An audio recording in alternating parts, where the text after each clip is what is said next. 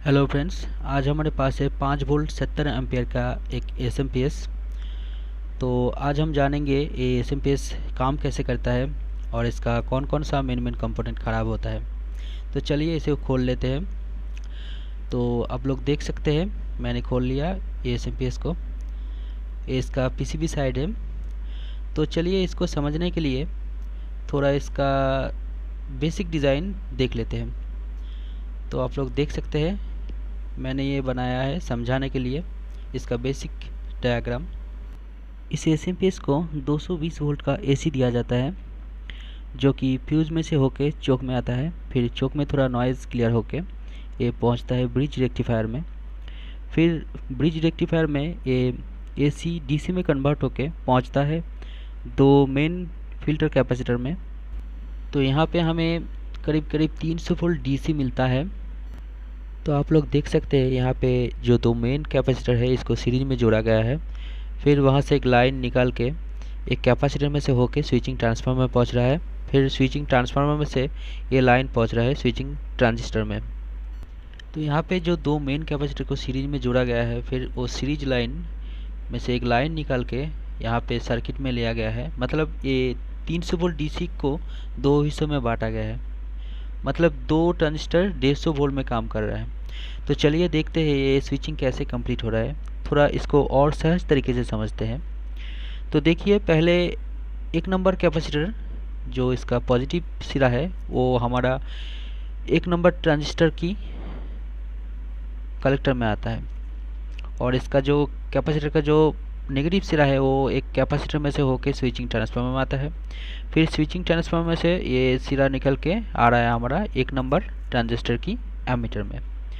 तो अगर हम इस 1 नंबर ट्रांजिस्टर की बेस में सप्लाई दे दें तो ये सर्किट कंप्लीट हो जाएगा। यहाँ पे काम आता है हमारा माइक्रो कंट्रोलर जो 3 नंबर ट्रांजिस्टर की बेस में वोल्टेज अप्लाई करता है। फिर ये स्विचिंग कराता है हमारा ड्राइवर ट्रांसफार्मर को। फिर ड्राइवर ट्रांसफार्मर सिग्नल भेजता है, मतलब कि वोल्टेज अप्लाई करता है हमारा स्विचिंग ट्रांजिस्टर नंबर 1 की बेस में। तो देखिए यहाँ पे सर्किट कंप्लीट हो रहा है।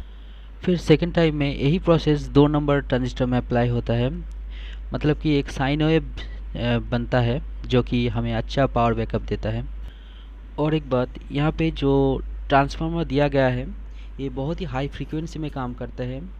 तो अगर आप ये जो मेन ट्रांजिस्टर है इसको अगर आप रिप्लेस करते हैं तो सही नंबर डालिएगा, मतलब इक्वल ही दीजिएगा, नहीं तो एम्पेयर नहीं आएगा। मतलब ये ट्रांजिस्टर 8 मेगाहर्ट्ज़ के ऊपर भी जाता है।